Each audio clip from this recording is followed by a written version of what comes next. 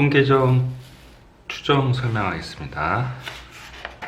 자, 182페이지로 넘어가시면 모집단이라는 개념이 있어요. 자, 이거는 어떤 내용이냐면 통계를 조사를 할 때요, 조사 대상이 전체 집합을 조사를 하는 경우를 전수조사라고 하고요, 그리고 표본조사는 일부분만 조사를 해서 그 전체를 추정하는 거를 추측하고 추정하는 걸 표본조사를 합니다. 그러면 왜 전수조사나 표본조사를 하냐면요, 전수조사 같은 경우는 갤럭시 폴드 같은 거요, 한 200만원대이 되는 휴대폰 있잖아요. 그거 같은 경우는 일일이 각 기능이 잘 동작되는지 여부를 조사를 해야 돼요. 만약에 샀는데 뭐 액정이 하나 살짝 깨져 있다든지 그러면 뭐라 그래요, 소비자들이 새 걸로 바꿔주세요 이렇게 얘기를 하잖아요. 그러면 이제 휴대폰이 이제 그 깨진 부분을 고치고 나서 이제 재판매를 하려 그러면 리퍼라는 개념이 들어가거든요. 그래서 리퍼라는 개념이 들어가면 기본적으로 가격이 한 30% DC가 돼요. 근데 이제 이 휴대폰의 마진율이 한 10% 정도 안팎이거든요. 그래서 그거를 조사를 안 하고 나가서 반품이 되면 반품된 거를 새 제품으로 액정을 갈아 껴서 팔 수는 없게 돼 있어요. 그래서 이 전수조사를 해야지 손해를 안 봐요. 30% DC를 팔아야 되는데 마진이 10%라니까요. 그래서 손해보고 팔 수는 없잖아요. 그래서 그 고가의 제품이나 소비자가 까다로운 제품은 대부분 다 전수조사를 하고요. 슬리퍼 있죠, 슬리퍼 5,000원짜리 같은 거, 그런 거를 만약에 조사를 하잖아요. 그러면 이제 얘가 고무가 제대로 붙어 있는지 그걸 일일이 조사를 하면, 이제 우리나라 인건비가 비싸기 때문에 그 5,000원이 이제 6,000원, 7,000원 원가가 이렇게 증가를 해요. 그러면 중국산이랑 경쟁이 안 되잖아요. 그래서 그거는 만 개가 있다 그러면 100개 정도만 조사를 해서 100개 중에 한 개 정도가 불량품이 있으면 만 개에서 몇 개 정도 불량품이 있겠구나 대충 추측을 하는 거죠. 그래서 전수조사는 중요하고 값비싼 제품, 표본조사는 값싸고 중요하지 않은 거를 표본조사를 일반적으로 하고요. 그리고 조사를 하면서 소진되는 것들이 있거든요. 예를 들어서 귤의 당도 같은 거요. 걔를 조사하면 귤을 실제로 이제 까서 당도를 조사를 해야 되잖아요. 그럼 귤의 재판매가 불가능하잖아요. 그런 거는 전수조사를 하지 못하고 표본조사를 하게 됩니다. 개념은 아시겠죠? 그래서 밑줄 긋고요. 모집단이 있는데 모집단이 너무 많은 거죠. 얘를 조사를 하면 비용이 증가하니 일부의 개수를 추출해요. 아까 잠깐 얘기를 했던 100개 정도, 그 100개 정도를 뭐라 그러냐면 표본의 크기라고 해요. 그래서 100개 정도 추출을 해서 그 표본이 됐죠. 그 표본을 조사해서 100개 중에 하나는 이제 불량품이 나오니 이게 만 개라 그러면 어느 정도는 불량품이 나오겠다 대충 추측을 하는 거죠. 이게 바로 모집단과 표본 이 챕터의 목적입니다. 그래서 조사를 하기 위해서 뽑은 모집단의 일부분을 표본이라 하고, 자료의 개수, 표본의 크기, 아까 100개라고 했죠. 그걸 표본의 크기라고 합니다. 그리고 표본을 뽑아서 뽑는 행위를 추출이라고 하고요. 됐죠? 잠깐 밑줄 그시고 화면 멈추세요. 자, 그럼 임의 추출 개념을 잠깐 볼게요. 임의 추출은 모집단에 속하는 각 대상이 같은 확률로 추출되는 경우를 얘기하는데, 복원 추출이나 비복원 추출이 있어요. 그래서 복원 추출은 당연히 매번 같은 확률이 뽑히죠. 같은 확률이 돼요. 근데 비복원 추출 같은 경우도 왜 같은 확률이 이게 되겠느냐, 그러니까 개수가 되게 많은 경우, 그때는 비복원 추출도 두 번째 뽑을 때랑 복원하지 않더라도 확률 차이는 크게 없거든요. 그래서 개수가 많은 경우도 비복원 추출인 경우에는 임의 추출이 될 수 있다. 그래서 같은 확률 요거 네모 쳐놓으세요. 잠깐 화면 멈출 테니까 필기하십시오. 됐습니다. 통계조사 잠깐 볼게요. 통계조사 아까 말씀드렸듯이 이제 전수조사랑 이제 표본조사가 있다고 했어요. 전수조사 같은 경우는 중요하고 비싼 제품, 그리고 그 조사를 했을 때 소진되지 않는 경우. 근데 기업 같은 경우는 건전지 수명 조사를 한다고 칩시다. 건전지 수명 조사를 하면 건전지를 다 닳아버려요. 그래서 얘는 전수 조사를 할 수가 없어요. 그래서 표본 조사뿐이 안 돼요. 그래서 맞네요. 우리나라 총 인구 조사는 당연히 중요한 거니까 전수 조사를 해야 되죠. 전국에 등록된 자동차 대수도 전수 조사를 해야 돼요. 등록이 되어 있지 않은 자동차가 왔다 갔다 하면 사고 나고 보험되고 사기도 있고, 그걸 뭐냐, 대포차라 그러죠. 그러면 안 되잖아요. 그리고 과일의 당도 조사 같은 경우도 이것도 당도 조사하면서 그 과일이 없어지게 돼요. 그래서 다시 재판매가 불가능하죠. 그래서 이런 거는 표본 조사를 한다고 합니다. 밑에 231번 꼭 풀어보십시오. 네, 넘어가겠습니다. 자, 그리고 모평균과 표본평균에 대해서 잠깐 설명을 할게요. 자, 이거 설명하기 전에 이제 정의부터 할게요. 이게 이제 모군요. 모집단이라 그래요. 모집단의 평균을 모평균이라고 하고요. 모집단의 분산을 모분산이라고 그러고 시그마 제곱이라고 해요. 그리고 모집단의 표준 편차를 모표준 편차라고 해요. 표본의 크기인 n으로 임의 추출했었을 때 n개를 임의 추출 표본의 크기예요. 그때 여기 있는 샘플링 되는 요거를 표본이라고 하고요. 이 x 바 붙인 거 있죠? 이게 표본 평균, 그리고 표본 분산 s, 그리고 표준 편차, 이렇게 정의를 합니다. 그래서 용어를 기억을 하셔야 됩니다. 여기에서는 라지 s라고 써 있는데요. 대문자로 스몰 s가 맞고요. 잘못 쓰여졌고요. 그리고 표본 평균의 공식 있잖아요. 이걸 아셔야 돼요. 그래서 여기서 만약에 5개를 추출했다, 얘는 x1, x2고 x5가 되고 5분의 1로 나눠줘야 돼요. 표본 평균의 공식 이거 외우셔야 됩니다. 자, 네모나게 치시고 잠깐 외우시고 필기 하십시오. 화면 멈추세요. 됐죠? 자, 요거 밑에 부분, 요 부분을 설명하기 전에 잠깐 요 예로 잠깐 들어가 볼게요. 자, 보충학습 잠깐 볼게요. 이게 되게 대단히 중요하고요. 이거를 통해서 잘 이해하셔야 됩니다. 자, 예를 들어서 써있네요. 예를 들어서 0, 2, 4, 6의 숫자로 적혀있는 4장의 카드가 들어있어요. 주머니에서 한 장의 카드를 이미 추출을 했었을 때 카드에 적힌 숫자를 확률 변수 x라고 하자, 이렇게 돼 있어요. 그래서 거기에 해당되는 확률이 이렇게 나왔죠. 그래서 모평균을 구했어요. 별량에다가 확률, 별량에다 확률. 그래서 3이 나왔고요. 모분산을 구했어요. 이거는 별량의 제곱에 그리고 확률, 별량의 제곱, 확률, 나중에 평균의 제곱으로 빼주는 거. 그래서 이제 그 분산의 두 번째 공식이죠.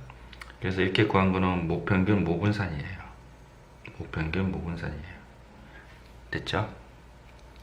자, 근데 이 모집단의 보건 추측 카드로 한 장씩 2번을 뽑았어요. 그때 첫 번째 뽑힌 적힌 숫자를 x1이라고 하고 두 번째를 x2라고 했었을 때 이들 평균은 표본 평균은 x반은 2분의 x1 플러스 x2는 이제 표본 평균이라고 하는데 표본 평균을 한번 구해볼게요. 그래서 이 표인데요. x1이 0, 2, 4, 6이고 x2가 0, 2, 4, 6이 될 수 있죠. 그래서 이렇게 뽑았어요. 뽑았는데 자, 여기가 요 박스 안에 있는 테두리 말고 요 안쪽에 있는 게 x바거든요. 그래서 요거를 보면 px1이 제로고 그리고 px2가 제로예요. 그럼 px1이 제로는 제로가 되는 건 요 위에 4분의 1 있었잖아요. 그래서 4분의 1, x2는 얘가 제로가 되는 건 또 4분의 1이죠. 4분의 1 곱하기 4분의 1. 이렇게 쓴 이유는 여기서 이제 하나가 4분의 1이고 하나가 뭐 2분의 1일 수 있어요. 그래서 그냥 이 16개 중에 하나라고 해서 16분의 1 이렇게 계산하는 게 아니라요. 이제 이렇게 계산을 하셔야 돼요. 그리고 이제 요 2번 x바가 표본 평균이 2인 경우는 x1이 1인 경우 이거는 왜 2가 되죠? 얘 더하기 얘 한 개 2로 나눠주죠. 이 공식에 의해서 얘랑 얘 더하면 4잖아요. 그걸 2로 나눠지니까 2가 돼요. 2가 되는 경우는 x1이 0이고요. x2가 4인 경우예요. 그래서 여기에는 0이랑 4 그거를 곱해서 서로 영향 안 주니까 곱해서 16분의 1 이렇게 해요. 그래서 오른쪽 표와 같이 이 x바를 어떻게 해요? 또 되게 중요해요. 또 다른 확률 변수로 취급하여 확률 분포표를 만드는 거예요. 또 다른 확률 변수 취급해서. 그래서 이렇게 만들었어요. 표본 평균이 2인 거는 사실은 3번 이렇게 나오죠. 그래서 각각 이렇게 확률 더해서 16분의 3 이렇게 나오면 됩니다. 됐죠? 계속 구하고요. 그래서 표본 평균의 평균을 구해요. 그래서 3이 나왔네요. 그리고 표본 평균의 분산을 똑같은 공식을 써서 나왔는데 2분의 5가 나왔어요. 근데 아까 여기랑 비교를 해볼게요. 모평균은 3이고요. 표본 평균이 아니라요. 표본 평균의 평균이 3이에요. 그리고 모분산이 5가 나오고 표본 평균의 분산은 모분산 5를 표본의 크기 2 있잖아요. 2로 나눈 것 같다. 이런 결론이 나왔어요. 아하, 그러면 우리는 모평균을 구하고 모분산을 구했었을 때 표본 평균의 평균을 구하라 그러면 모분산이랑 똑같구나. 내지는 표본 평균의 분산은 모분산을 표본의 크기를 나누구나. 이렇게 판단할 수 있다는 거죠. 얘가 구하기 쉬운 경우가 있고 얘가 구하기 쉬운 경우가 있어요. 그래서 그럴 때는 상황에 맞춰서 행동하시면 되고요. 만약에 얘가 구하기 어려운 경우는 표본 평균의 평균을 구해서 모평균이랑 같다 생각하면 돼서요.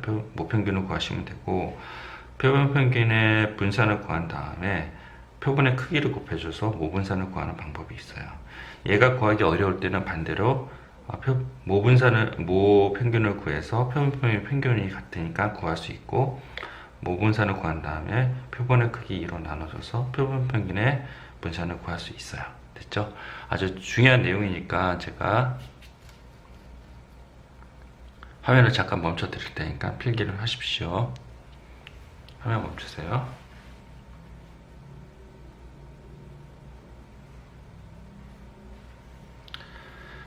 됐죠? 자, 위에도 잠깐 설명을 할게요. 위에도. 자, 여기는 한 장의 카드를 이미 추출할 때랑요, 요 밑에 한 장씩 두 번 뽑을 때 이것도 밑줄을 그어놓으세요. 그게 이제 모랑 표본이랑 두 개를 구별하는 어떤 행위입니다. 자, 여기 잠깐 볼게요.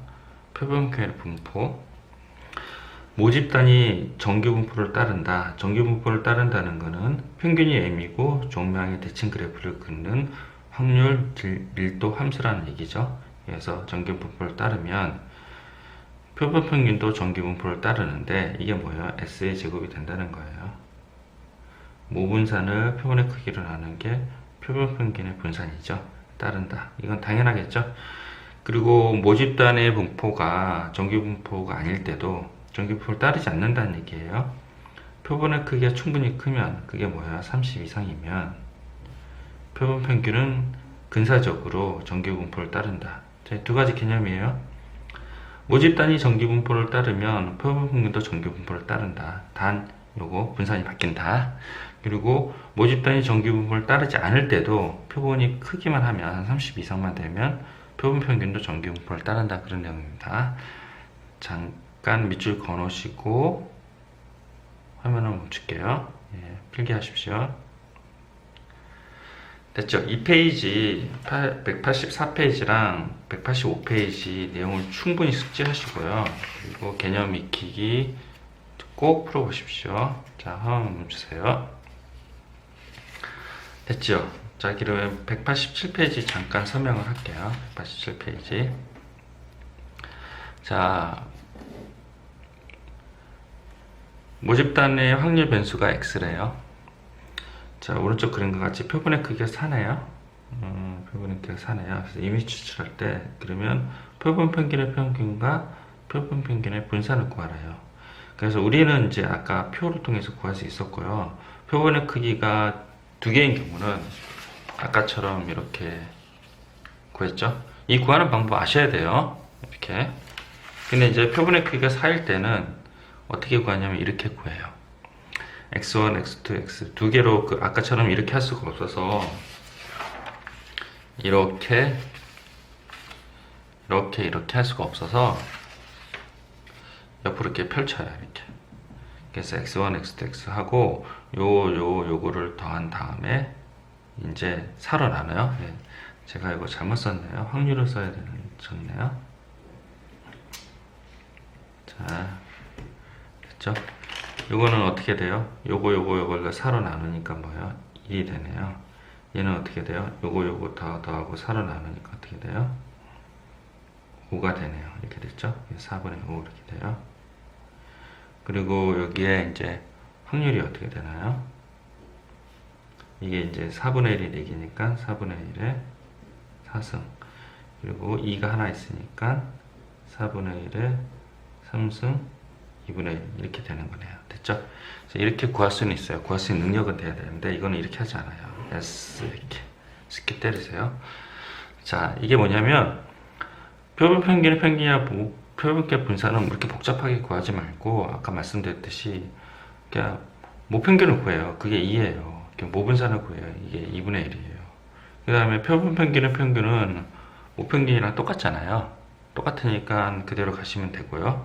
표본 평균의 분산은 모분산의 표본의 크기로 나눠준 거랑 동일하다 그랬잖아요. 그래서 이렇게 계산하시면 됩니다. 됐죠? 네. 188페이지 표본 평균의 확률 필수예제 04번 요거 다시 설명하겠습니다. 자, 문제를 잠깐 읽어보세요. 어떤 자판기가 있다. 음료수의 용량이 평균 150ml, 표준 변차 5ml 이렇게 있다. 그래서 자, 이 자판기에 판매된 음료수 중 100개를 이미 추출했대요. 요 100개 이미 추출한 거 있잖아요. 요 네모를 치세요. 100개 이미 추출 네모. 자, 여기서 뭘 얘기하려면 옆에 잠깐 써두시는데 이미 추출이라는 문제에서 용어가 나오고 그 이미 추출은 2 이상이에요. 하나는 이미 추출이 아니에요. 2 이상이고 그 2 이상 그 문장에 전에 나오는 건 다 모평균, 모분산, 모표준 편차예요. 그래서 여기서 나오는 평균 있잖아요. 얘가 뭐예요? 뭐. 그리고 여기서 나온 표준 편차 얘 역시도 뭐고요. 다 모평균, 모표준 편차에 대해서 얘기를 해요. 그래서 그 평균 옆에 있는 이 음료수 용량 있죠? 이게 확률 변수 x예요. 이것도 대단히 중요해요. 확률 변수 x가 된다. 모평균 평균 옆에 있는 요 용어 있잖아요. 확률 변수 x예요. 됐죠? 그래서 이미 추출 100개라고 했어요. 그때 표본 평균 x바라고 할 때 요 확률을 구하라 그러면요. 이제 두 가지 관점으로 가는 거죠. 이 모평균에 해당되는 nx 있잖아요. 전기분포. 그거는 150에 그리고 표준 편차가 오니까 5의 제곱. 그래서 z식이 이렇게 돼요. z는 5분의 x바 마이너스 150 이렇게 돼요. 근데 이미 추출이라고 했으니까 이 다음에 나오는 평균 여기서 보면 표본 평균이라고 그랬잖아요. 근데 표본이란 말 안 붙이는 경우도 있어요. 그냥 평균. 근데 이미 추출 다음에 나오는 문장이기 때문에 표본 평균이라고 생각을 하셔야 되고 x바도 생략하는 경우가 많아요. 그러니까 평균이라 그러면 그냥 평균이라고 생각하면 안 되고 이미 추출 다음에 나오는 건 표본 평균이라고 간주해서 생각하셔야 돼요. 됐죠? 그래서 표본 평균 이미 추출 다음에 나오는 표본 평균, 표본 분산, 표본 표준 편차라고 생각하시면 되고요. 이때 이제 nx 바에 대해서 설명을 할게요. nx 바는 표본 평균의 평균은 뭐예요? 모평균이랑 똑같으니까 150이죠. 그리고 표본 평균의 분산은 모분산을 표본의 크기 100으로 나눈 것 같아요. 그래서 2분의 1이에요. 그래서 z가 x바 마이너스 150의 2분의 1 이렇게 되거든요. 그래서 x바가 두 개 나오는 거죠. 이쪽에 있는 요 z랑 이쪽에 있는 z 두 가지가 있는데요. 문제에서 x바를 물어봤잖아요. 그럼 이쪽 z를 사용해야 돼요. 가끔 이제 어려운 문제는 트릭을 써요. 이런 얘기를 하고 나서 x바를 빼버리고 x를 구하라 그래요. 그러면 이 z를 써야 돼요. 알겠죠? 그래서 잔뜩 그렇게 해놓고 여기 x바를 빼버려요. 그러면 이 z를 사용해야 돼요. x바가 없는. 그래서 그 정기분포가 두 가지가 있다. 이미 추출 전에 나온 정기분포랑 이미 추출 다음에 나온 정기분포가 있는데 문장에 따라서 이 구별해서 계산을 해야 된다. 됐죠? 자, 그래서 여기 잠깐 화면을 제가 멈춰 드릴 테니까 필기를 하시고 제가 다시 설명을 할게요. 자, 화면 멈추세요. 필기하세요. 됐죠? 그 다음에 여기 화면 멈추세요. 필기하세요. 네, 됐죠? 다시 설명할게요. 자, 필기 다 했으니까 이제 이미 추출한 용어가 나오고 그 전에 나온 거는 평균은 모평균, 모표준 반차, 그 이후에 나눈 표본 평균, 표본이란 말을 생략하고 안 쓸 수도 있으니까 꼭 아셔야 된다. 그리고 X바가 있잖아요. 그러니까 X바에 해당되는 Z를 구해야 되고 정기분포는 요거 있고 거기에 해당되는 Z는 이거고요. 밑에 또 정기분포, 표본평균의 정기분포는 요거가 되죠. 표본의 크기로 나눴으니까 이렇게 되고 그거 해당되는 Z가 돼요. 근데 여기에 X바가 있기 때문에 여기 X바가 있다면 이쪽 Z를 사용한다고 했죠. 그래서 149에 여기 150으로 빼주고 여기 바뀌는 거죠. 이렇게 2분의 1, 2분의 1 이렇게 돼요. 그래서 이렇게 되고 이거는 2배 이렇게 돼서 계산하시면 됩니다. 됐죠? 자, 넘어가겠습니다.